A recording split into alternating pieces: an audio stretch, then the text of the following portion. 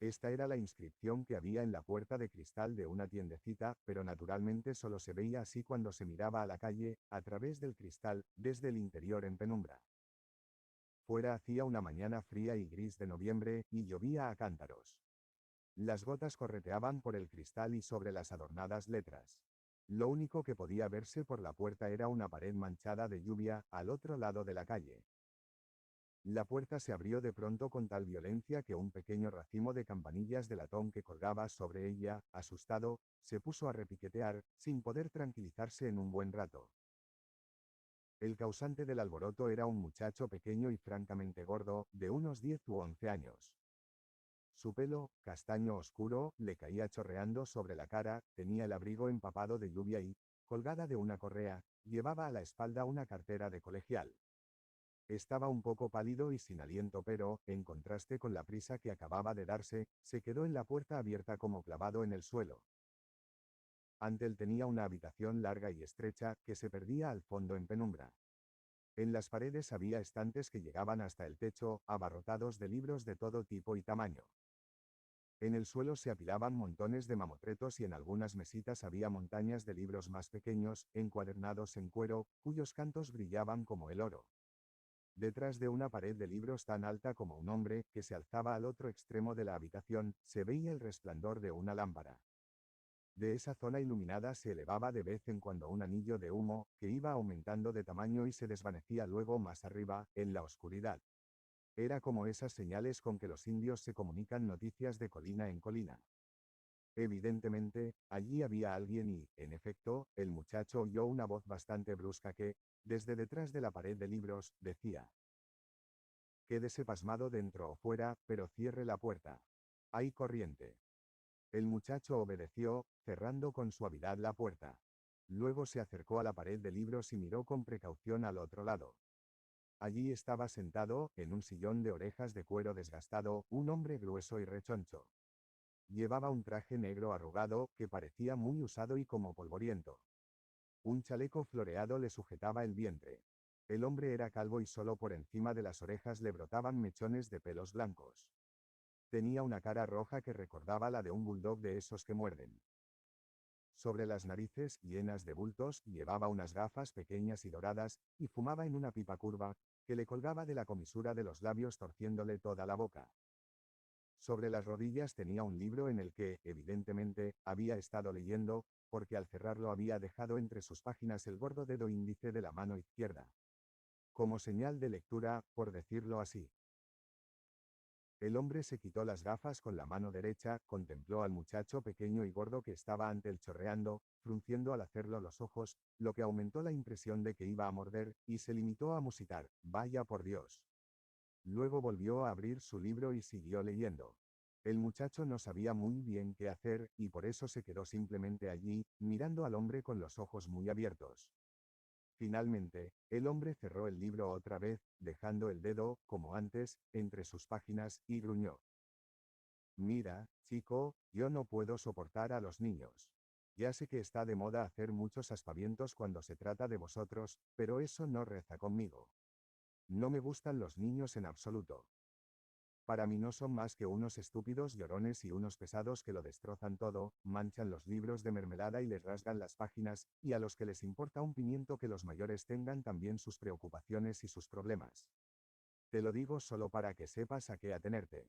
Además, no tengo libros para niños y los otros no te los vendo. Está claro». Todo eso lo había dicho sin quitarse la pipa de la boca. Luego abrió el libro otra vez y continuó leyendo. El muchacho asintió en silencio y se dio la vuelta para marcharse, pero de algún modo le pareció que no debía aceptar sin protesta aquel sermón, y por eso se volvió otra vez y dijo en voz baja: «No todos son así. Todavía estás ahí. ¿Qué hay que hacer para librarse de ti, me lo quieres decir? ¿Qué era eso tan importantísimo que has dicho?». El hombre levantó despacio la vista y se quitó de nuevo las gafas. «Todavía estás ahí. ¿Qué hay que hacer para librarse de ti, me lo quieres decir? ¿Qué era eso tan importantísimo que has dicho?». «No era importante», respondió el muchacho en voz más baja todavía. «Solo que, no todos los niños son como usted dice». «Vaya». El hombre enarcó las cejas fingiendo asombro. Entonces, tú eres sin duda una excepción, ¿no? El muchacho gordo no supo qué responder. Solo se encogió ligeramente de hombros y se volvió otra vez para irse. Vaya educación, oyó decir a sus espaldas a aquella voz refunfuñona. Desde luego no te sobra, porque, si no, te hubieras presentado por lo menos. Me llamo Bastián, dijo el muchacho. Bastián Baltasar Bux. Un nombre bastante raro, gruñó el hombre, con esas 3 Bs. Bueno, de eso no tienes la culpa porque no te bautizaste tú. Yo me llamo Karl Conrad Coreander. 3 Ks, dijo el muchacho seriamente. Refunfuñó el viejo. Es verdad, lanzó unas nubecillas de humo. Bueno, da igual cómo nos llamemos porque no nos vamos a ver más. Ahora solo quisiera saber una cosa y es por qué has entrado en mi tienda con tanta prisa. Daba la impresión de que huías de algo. Es cierto. Bastián asintió. Su cara redonda se puso de pronto un poco más pálida y sus ojos se hicieron aún mayores. Probablemente habrás asaltado un banco, sugirió el señor Coreander, o matado a alguna vieja o alguna de esas cosas que hacéis ahora. Te persigue la policía, hijo. Bastián negó con la cabeza. Vamos, habla, dijo el señor Coreander. ¿De quién huyes? De los otros. ¿De qué otros? Los niños de mi clase. ¿Por qué? Porque no me dejan en paz. ¿Qué te hacen? Me esperan delante del colegio. ¿Y qué? Me llaman cosas. Me dan empujones y se ríen de mí. ¿Y tú te dejas? El señor Coreander miró al muchacho un momento con desaprobación y preguntó luego. ¿Y por qué no les partes la boca? Bastián lo miró asombrado. No, no quiero. Además, no soy muy bueno boxeando. ¿Y qué tal la lucha? Quiso saber el señor Coreander. Correr, nadar, fútbol, gimnasia. No se te da bien nada de eso. El muchacho dijo que no con la cabeza. En otras palabras, dijo el señor Coreander, que eres un flojucho, no. Bastián se encogió de hombros. Pero hablar sí que sabes, dijo el señor Coreander. ¿Por qué no les contestas cuando se meten contigo? Ya lo hice una vez. ¿Y qué pasó? Me metieron en un cacharro de basura y ataron la tapa. Estuve 2 horas llamando hasta que me oyó alguien. Refunfuñó el señor Coreander, y ahora ya no te atreves. Bastián asintió. O sea, dedujo el señor Coreander, que además eres un gallina. Bastián bajó la cabeza. Y seguramente un pelota también, no. El mejor de la clase con todos sobresalientes, y enchufado con todos los profesores, ¿verdad? No, dijo Bastián conservando la vista baja. El año pasado se me cargaron. Santo cielo, exclamó el señor Coreander, una nulidad en toda la línea. Bastián no dijo nada, solo siguió allí, con los brazos colgantes y el abrigo chorreando. ¿Qué te llaman para burlarse de ti? No sé, todo lo que se les ocurre. Por ejemplo, gordo, gordote, sentado en un bote. Si el bote se hunde, el gordo se funde. Bueno está que abunde. No es muy ingenioso, opinó el señor Coreander. ¿Y qué más? Bastián titubeó antes de hacer una enumeración. Chiflado, bólido, cuentista, bolero. Chiflado. ¿Por qué? Porque a veces hablo solo. ¿De qué, por ejemplo? Me imagino historias, invento nombres y palabras que no existen, y cosas así. Y te lo cuentas a ti mismo. ¿Por qué? Bueno, porque no le interesa a nadie. El señor Coreander se quedó un rato en silencio, pensativo. ¿Qué dicen a eso tus padres? Bastián no respondió enseguida. Solo al cabo de un rato musitó, mi padre no dice nada. Nunca dice nada. Le da todo igual. ¿Y tu madre? No tengo. ¿Están separados tus padres? No, dijo Bastián. Mi madre está muerta. En aquel momento sonó el teléfono. El señor Coreander se levantó con cierto esfuerzo de su sillón y entró arrastrando los pies en una pequeña habitación que había en la parte de atrás de la tienda. Descolgó el teléfono y Bastián oyó confusamente cómo el señor Coreander pronunciaba su nombre. Luego la puerta del despacho se cerró y solo pudo oír un murmullo apagado. Bastián se puso en pie sin saber muy bien lo que le había pasado ni por qué había contado y confesado todo aquello. Le molestaba que le hicieran preguntas. De repente se dio cuenta con horror de que iba a llegar tarde al colegio, era verdad, tenía que darse prisa, correr. pero se quedó donde estaba, sin poder decidirse. Algo lo detenía, no sabía qué. En el despacho seguía oyéndose la voz apagada. Fue una larga conversación telefónica. Bastián se dio cuenta de que, durante todo el tiempo, había estado mirando fijamente el libro que el señor Coreander había tenido en las manos y ahora estaba en el sillón de cuero. Era como si el libro tuviera una especie de magnetismo que lo atrajera irresistiblemente. Cogió el libro y lo miró por todos lados. Las tapas eran de color cobre y brillaban al mover el libro. Al hojearlo por encima, vio que el texto estaba impreso en dos colores. No parecía tener ilustraciones, pero sí unas letras iniciales de capítulo grandes y hermosas. Mirando con más atención la portada, descubrió en ella dos serpientes, una clara y otra oscura, que se mordían mutuamente la cola formando un óvalo. Y en ese óvalo, en letras caprichosamente entrelazadas, estaba el título. Las pasiones humanas son un misterio, y a los niños les pasa lo mismo que a los mayores. Los que se dejan llevar por ellas no pueden explicárselas, y los que no las han vivido no pueden comprenderlas. Hay hombres que se juegan la vida para subir a una montaña. Nadie, ni siquiera ellos, puede explicar realmente por qué. Otros se arruinan para conquistar el corazón de una persona que no quiere saber nada de ellos. Otros se destruyen a sí mismos por no saber resistir los placeres de la mesa o de la botella.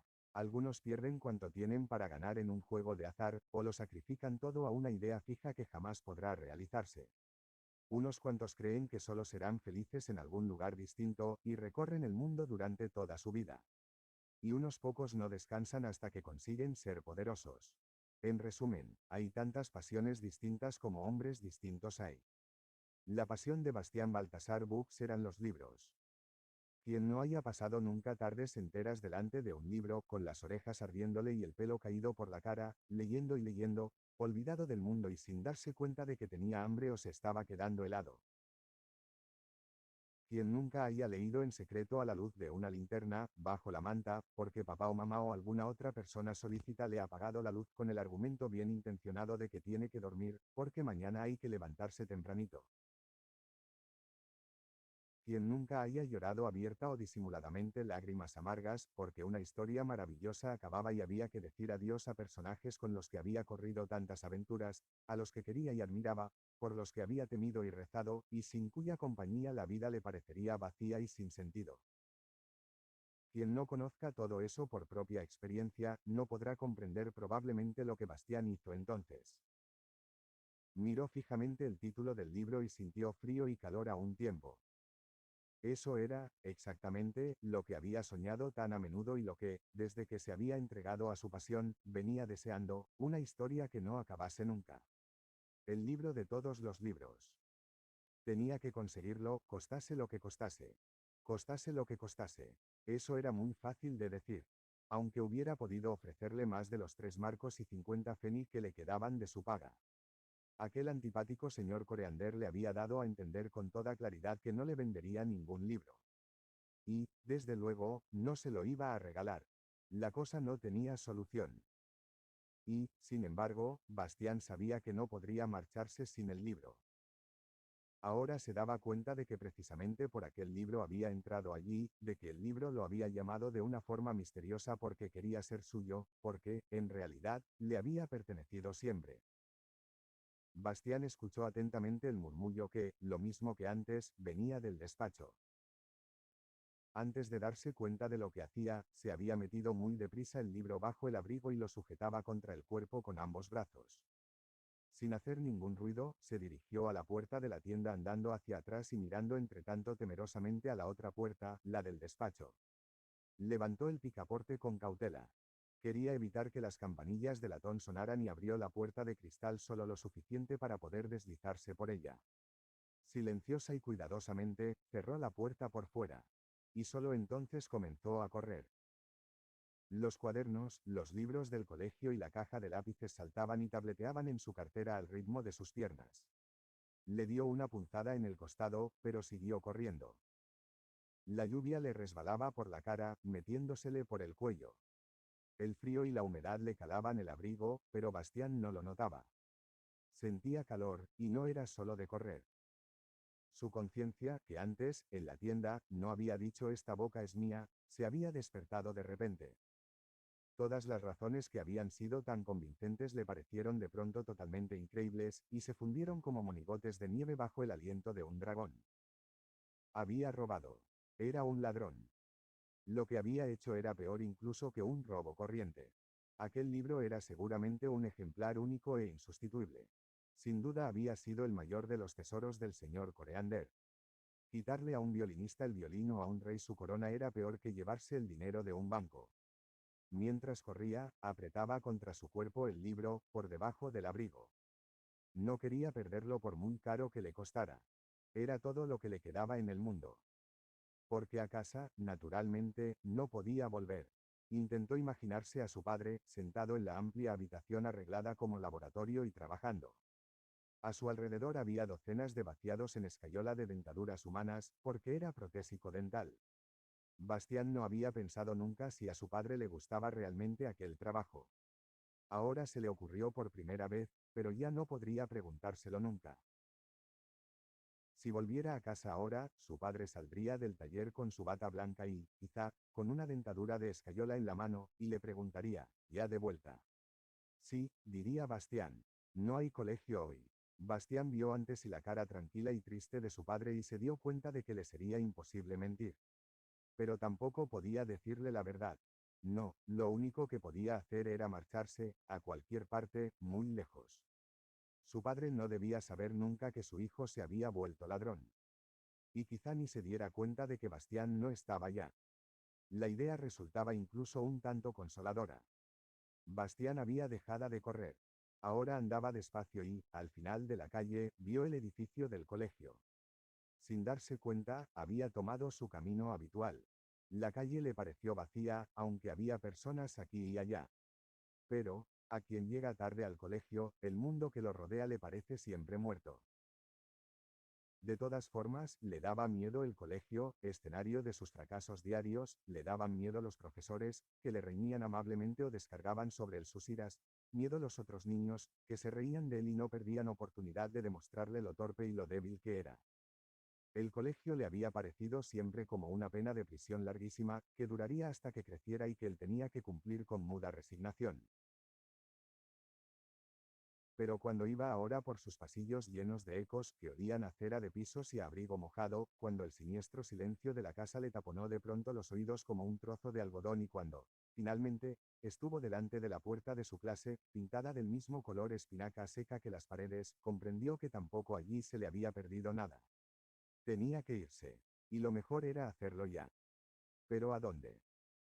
Bastián había leído en los libros historias de muchachos que se enrolan en un buque y se van a correr mundo para hacer fortuna.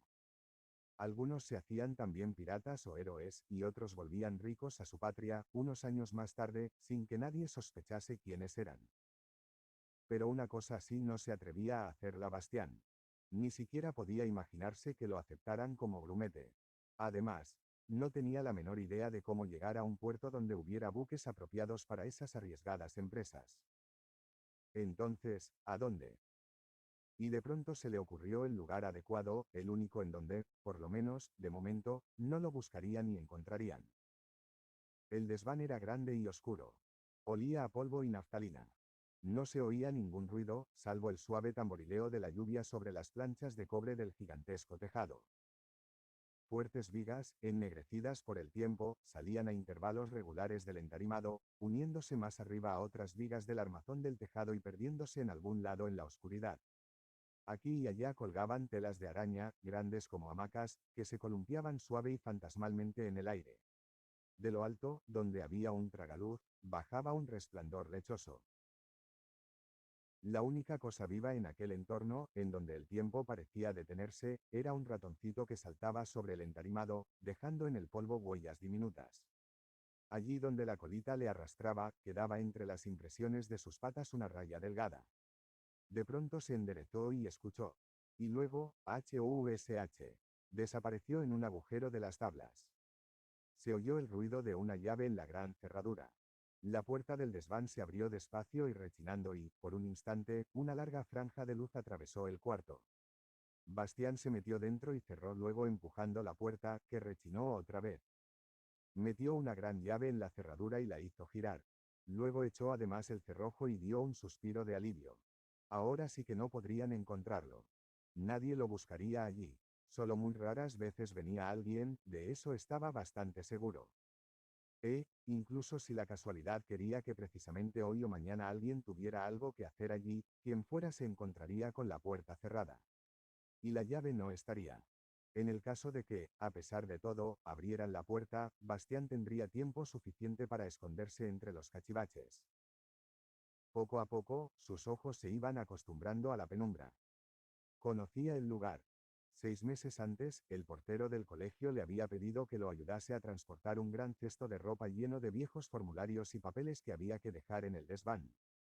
Entonces Bastián había visto dónde se guardaba la llave de la puerta, en un armarito que había en la pared, junto al tramo superior de la escalera.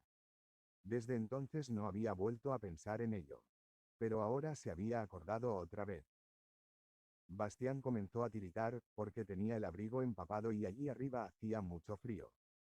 Por de pronto, tenía que buscar un lugar en donde ponerse un poco más cómodo. Al fin y al cabo, tendría que estar allí mucho tiempo. ¿Cuánto? En eso no quería pensar de momento, ni tampoco en que pronto tendría hambre y sed. Anduvo un poco por allí.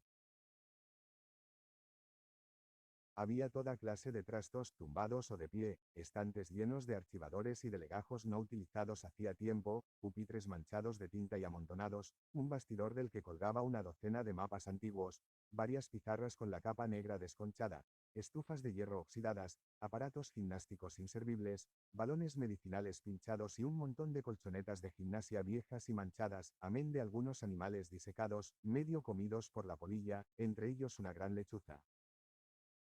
Un águila real y un zorro, toda clase de retortas y probetas rajadas, una máquina electrostática, un esqueleto humano que colgaba de una especie de armario de ropa, y muchas cajas y cajones llenos de viejos cuadernos y libros escolares. Bastián se decidió finalmente a hacer habitable el montón de colchonetas viejas.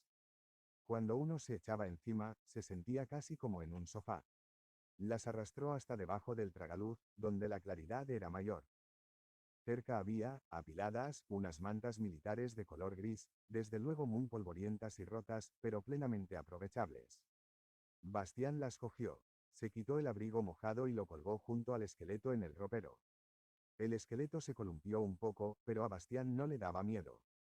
Quizá porque estaba acostumbrado a ver en su casa cosas parecidas. Se quitó también las botas empapadas. En calcetines, se sentó al estilo árabe sobre las colchonetas y, como un indio, se echó las mantas grises por los hombros. Junto a él tenía su cartera. Y el libro de color cobre. Pensó que los otros, en la clase de abajo, debían de estar dando precisamente lengua. Quizá tuvieran que escribir una redacción sobre algún tema aburridísimo. Bastián miró el libro. Me gustaría saber, se dijo, qué pasa realmente en un libro cuando está cerrado. Naturalmente, dentro hay solo letras impresas sobre el papel, pero sin embargo, algo debe de pasar, porque cuando lo abro aparece de pronto una historia entera. Dentro hay personas que no conozco todavía, y todas las aventuras, hazañas y peleas posibles. Y a veces se producen tormentas en el mar o se llega a países o ciudades exóticos. Todo eso está en el libro de algún modo. Para vivirlo hay que leerlo, eso está claro. Pero está dentro ya antes. Me gustaría saber de qué modo. Y de pronto sintió que el momento era casi solemne. Se sentó derecho, cogió el libro, lo abrió por la primera página y comenzó a leer. Y Fantasia en peligro, sus agujeros, nidos y madrigueras se dirigían todos los animales del bosque de Jaule. Era medianoche, y en las copas de los viejísimos y gigantescos árboles rugía un viento tempestuoso. Los troncos, gruesos como torres, rechinaban y gemían. De pronto, un resplandor suave cruzó en zig-zag por el bosque, se quedó temblando aquí o allá, levantó el vuelo, se posó en una rama y se apresuró a continuar. Era una esfera luminosa, aproximadamente del tamaño de una pelota, que daba grandes saltos, rebotaba de vez en cuando en el suelo y volvía a flotar en el aire. Pero no era una pelota. Era un fuego fatuo. Y se había extraviado. Un fuego fatuo infatuado, lo que resulta bastante raro, incluso en fantasía.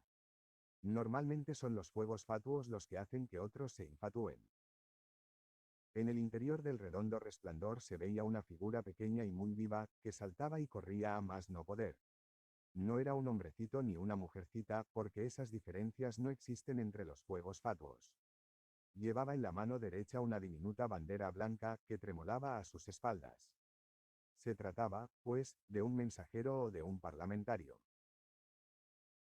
No había peligro de que, en sus grandes saltos aéreos en la oscuridad, se diera contra el tronco de algún árbol, porque los fuegos fatuos son increíblemente ágiles y ligeros y pueden cambiar de dirección en mitad de un salto. A eso se debía su ruta en zig-zag, porque, en general, se movía siempre en una dirección determinada. Hasta que llegó a un saliente rocoso y retrocedió asustado. Jadeando como un perrito, se sentó en la oquedad de un árbol y reflexionó un rato, antes de atreverse a asomar de nuevo y mirar con precaución al otro lado de la roca. Ante él se extendía un claro del bosque y allí, a la luz de una hoguera, había tres personajes de clase y tamaño muy distintos. Un gigante que parecía hecho de piedra gris y que tenía casi 10 pies de largo estaba echado sobre el vientre. Apoyaba en los codos la parte superior de su cuerpo y miraba a la hoguera.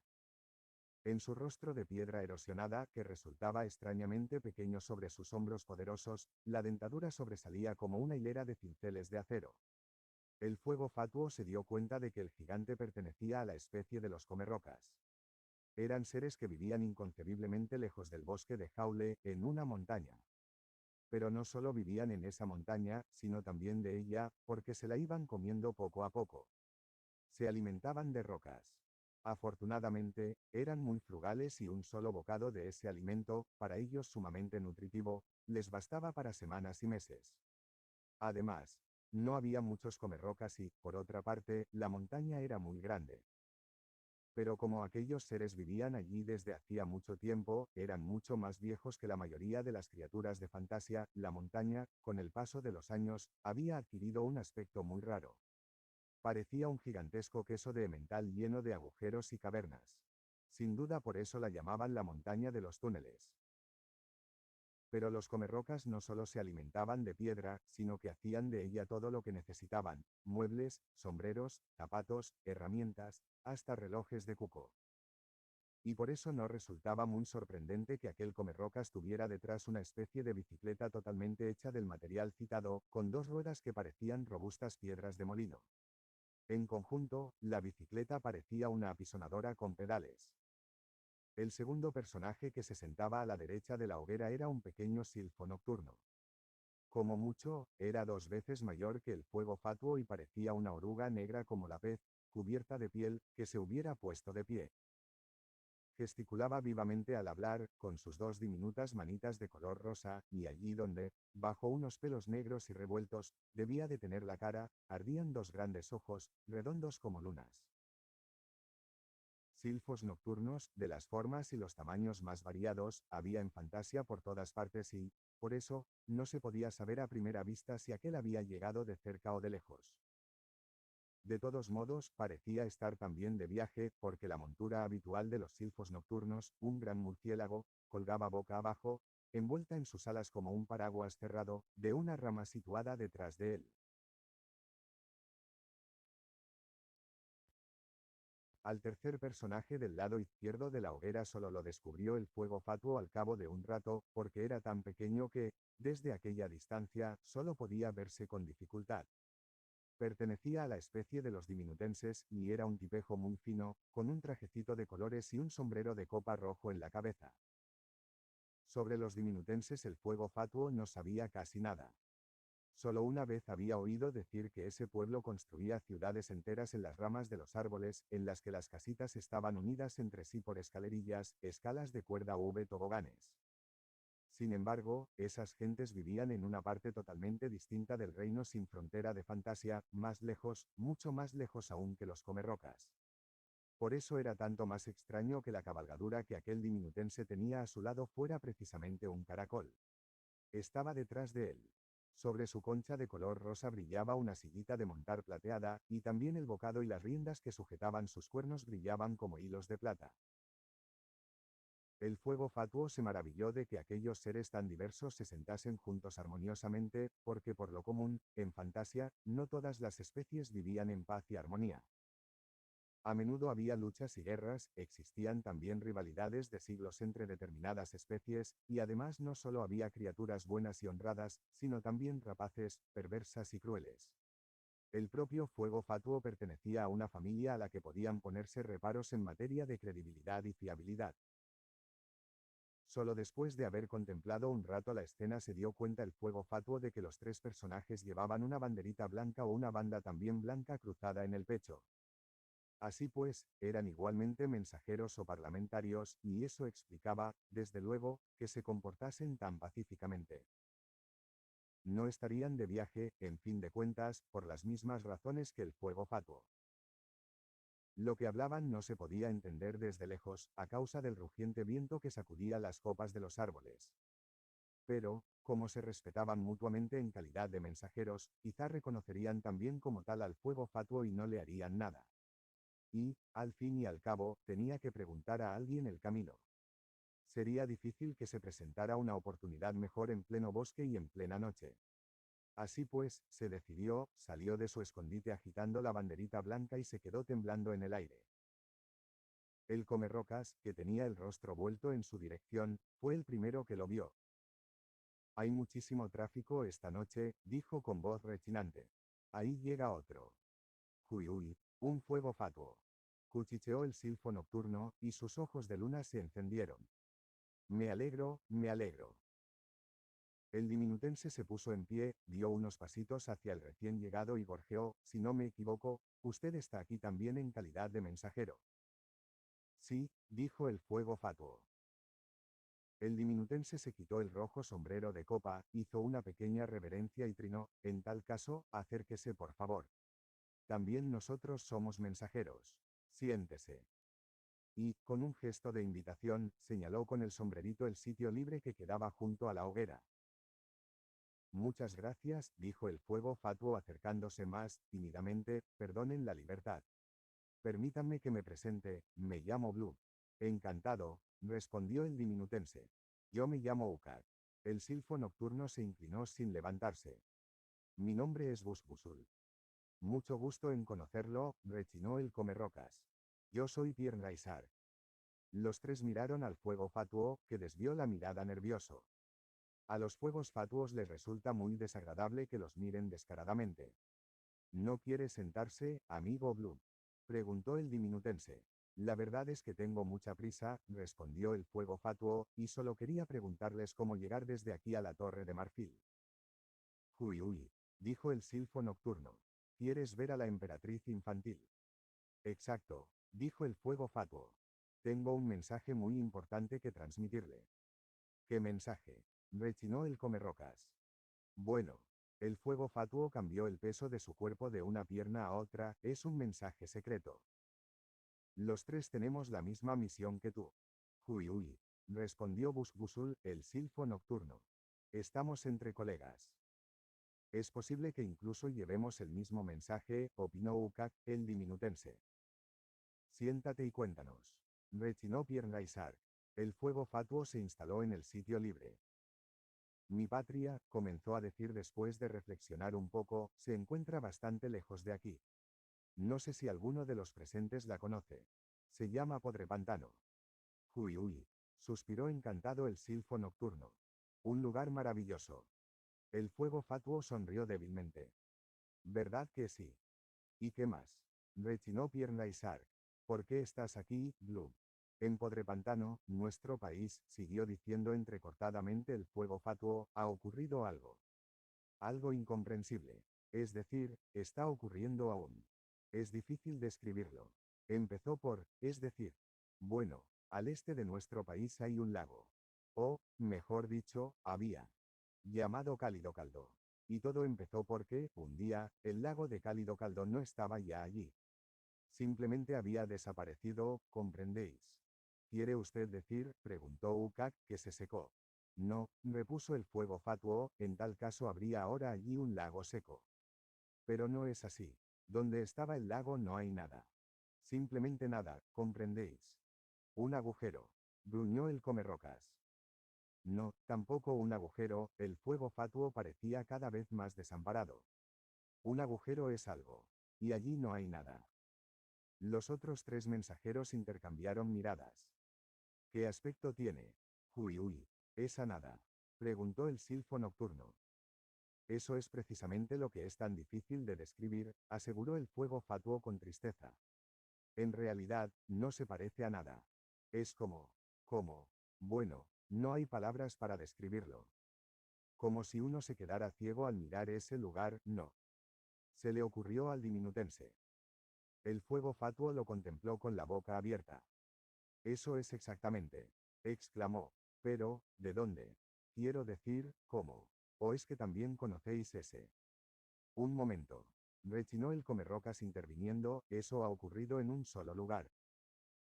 Al principio sí, explicó el fuego fatuo, es decir, el lugar se hizo cada vez mayor. Cada vez faltaba algo más en la región. El supersapo SOUMPF, que vivía con su pueblo en el lago de Cálido Caldo, desapareció de repente. Otros habitantes comenzaron a huir. Pero poco a poco empezó también en otros lugares de Podrepantano. A veces era al principio muy pequeño, una cosa de nada, del tamaño de un huevo de gallineta. Pero esos lugares se ensanchaban. Si alguien, por descuido, ponía el pie en ellos, el pie, o la mano, o lo que hubiese entrado allí desaparecía también. Por lo demás, no es doloroso. Lo único que pasa es que, al que sea, le falta de pronto un pedazo. Algunos hasta se han tirado dentro intencionadamente, al ver que la nada se les acercaba demasiado. Tiene una fuerza de atracción irresistible, que se hace tanto más intensa cuanto mayor es el lugar. Ninguno de nosotros podía explicarse qué era esa cosa horrible, de dónde venía ni qué se podía hacer contra ella. Y, como por sí sola no desaparecía, sino que se extendía cada vez más, finalmente se decidió enviar un mensajero a la emperatriz infantil para pedirle consejo y ayuda. Y ese mensajero soy yo. Los otros 3 miraban ante sí en silencio. Uy, se oyó decir al cabo de un rato a la voz lastimera del silfo nocturno. Allí de donde yo vengo ocurre exactamente lo mismo. Y estoy aquí con la misma misión. Uy. El diminutense volvió el rostro hacia el fuego fatuo. Cada uno de nosotros, gorjeó, viene de un país distinto de Fantasia. Nos hemos encontrado aquí por pura casualidad. Pero todos traemos el mismo mensaje para la emperatriz infantil. Lo que quiere decir, gimió el comerrocas, que Fantasia entera está en peligro. El fuego fatuo los miró uno tras otro, con un susto de muerte. Entonces, exclamó poniéndose en pie de un salto, no hay un segundo que perder. De todas formas, íbamos a marcharnos ya, explicó el diminutense. Solo habíamos hecho un alto a causa de la impenetrable oscuridad de este bosque de Jaule. Pero ahora que está con nosotros, Blue podrá iluminarnos. Imposible, exclamó el fuego fatuo. No puedo esperar a alguien que monta en un caracol. Pero sí es un caracol de carreras, dijo el diminutense un tanto molesto. Y además, uy, cuchicheó el silfo nocturno. Si no, no te diremos la dirección. ¿Con quién estáis hablando? Gruñó el comerrocas. Porque la verdad era que el fuego fatuo no había oído ya las últimas palabras de los otros mensajeros, sino que se alejaba por el bosque a grandes saltos. Bueno, dijo Ukak el diminutense, echándose el sombrero de copa rojo hacia atrás, como alumbrado de carretera, un fuego fatuo quizá no hubiera sido de todas formas lo adecuado.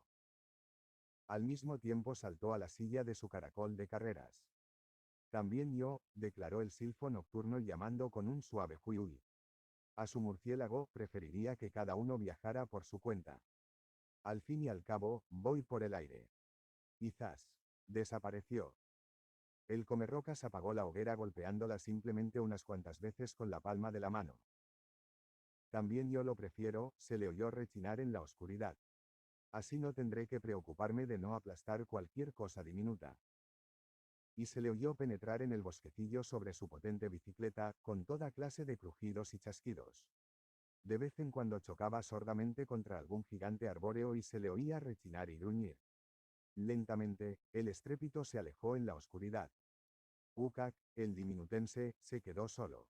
Cogió las riendas de hilo de plata y dijo: bueno, veremos quién llega antes. Vamos, viejo, vamos. Y chasqueó la lengua. Y luego no se oyó nada más que el viento tempestuoso que rugía en las copas de los árboles del bosque de Jaule. El reloj de la torre próxima dio las 9. Solo de mala gana volvieron a la realidad los pensamientos de Bastián. Le alegraba que la historia interminable no tuviera nada que ver con esa realidad. No le gustaban los libros en que, con mal humor y de forma avinagrada, se contaban acontecimientos totalmente corrientes de la vida totalmente corriente de personas totalmente corrientes. De eso había ya bastante en la realidad y, ¿por qué había que leer además sobre ello? Por otra parte, le daba 100 patadas cuando se daba cuenta de que lo querían convencer de algo. Y en esa clase de libros, más o menos claramente, siempre lo querían convencer a uno de algo. Bastián prefería los libros apasionantes, o divertidos, o que hacían soñar, libros en los que personajes inventados vivían aventuras fabulosas y en los que uno podía imaginárselo todo. Porque eso sabía hacerlo, quizá fuera lo único que realmente sabía hacer, imaginarse algo tan claramente que casi podía verlo y oírlo. Cuando se contaba a sí mismo sus historias, a menudo olvidaba todo lo que le rodeaba y se despertaba solo al final, como de un sueño. Y aquel libro era exactamente de la misma clase que sus propias historias. Al leerlo, no solo había oído el rechinar de los gruesos troncos y el rugido del viento en las copas de los árboles, sino también las distintas voces de los 4 extraños mensajeros, y hasta se había imaginado percibir el olor del musgo y del suelo del bosque. Abajo, en la clase, comenzaría pronto la hora de ciencias, que consistía principalmente en contar pistilos y estambres a las flores. Bastián se alegró de estar en su escondite y poder leer. Era exactamente el libro apropiado para él, pensó, exactamente el apropiado. Una semana más tarde, Busbusul, el pequeño silfo nocturno, llegó a la meta el primero. O, más bien, estaba convencido de ser el primero, porque había llegado por los aires. Era la hora de la puesta de sol, y las nubes del cielo de la tarde parecían de oro líquido, cuando se dio cuenta de que su murciélago se cernía ya sobre el laberinto. Ese era el nombre de una gran llanura que se extendía de horizonte a horizonte, y que no era otra cosa que un jardín inmenso, lleno de perfumes turbadores y colores de sueño. Entre arbustos, setos, prados y macizos con las flores más extrañas y extraordinarias, discurrían anchos caminos y estrechas veredas de forma tan artística y complicada, que el jardín entero formaba un laberinto de increíble extensión. Naturalmente, aquel laberinto solo se había construido para jugar y divertirse, y no para poner seriamente en peligro a nadie ni para defenderse contra ningún atacante. Para ello no hubiera servido y tampoco la emperatriz infantil necesitaba esa protección. En todo el reino sin frontera de Fantasia no había nadie de quien tuviera que guardarse. Eso se debía a algo que pronto sabremos. Mientras el pequeño silfo nocturno planeaba con su murciélago, sin hacer ruido alguno, sobre aquel laberinto de flores, pudo observar toda clase de extraños animales. En un pequeño claro, entre lilas y lluvias de oro, jugaba una manada de jóvenes unicornios al sol crepuscular, y una vez hasta le pareció haber visto, bajo una gigantesca campánula azul, a la famosa ave fénix en su nido, pero no estaba totalmente seguro y tampoco quiso volver para comprobarlo, a fin de no perder tiempo. Porque ahora aparecía ya ante él, en medio del laberinto y reluciendo en forma maravillosa, la torre de marfil, el corazón de Fantasia y la residencia de la emperatriz infantil. La palabra, torre, podría dar quizá, a alguien que no haya visto nunca el lugar, una falsa impresión, como si se tratase de la torre de una iglesia o de un castillo. La torre de marfil era tan grande como una ciudad. Desde lejos, parecía un picacho alto y puntiagudo, retorcido sobre sí mismo como una concha de caracol, y cuyo punto más alto llegaba a las nubes. Solo al acercarse se veía que aquel inmenso pilón de azúcar se componía de innumerables torres, torreones, cúpulas, tejados, miradores, terrazas, arcos, escaleras y balaustradas, que se entrecruzaban y entrelazaban. Todo era del marfil más blanco de Fantasia, y cada detalle estaba tan soberbiamente tallado, que se hubiera podido tomar por el más fino encaje. En todos aquellos edificios vivía la corte que rodeaba a la emperatriz infantil, tesoreros y sirvientas, sabias y astrólogos, magos y bufones, mensajeros, cocineros y acróbatas, funámbulas y narradores de historias, heraldos, jardineros, guardianes, sastres, zapateros y alquimistas. Y arriba del todo, en la punta más alta de la majestuosa torre, vivía la emperatriz infantil en un pabellón que tenía la forma de un capullo de magnolia. Algunas noches, cuando la luna llena brillaba en el cielo estrellado de forma especialmente grandiosa, las hojas de marfil se abrían convirtiéndose en una espléndida flor en cuyo centro estaba la emperatriz infantil.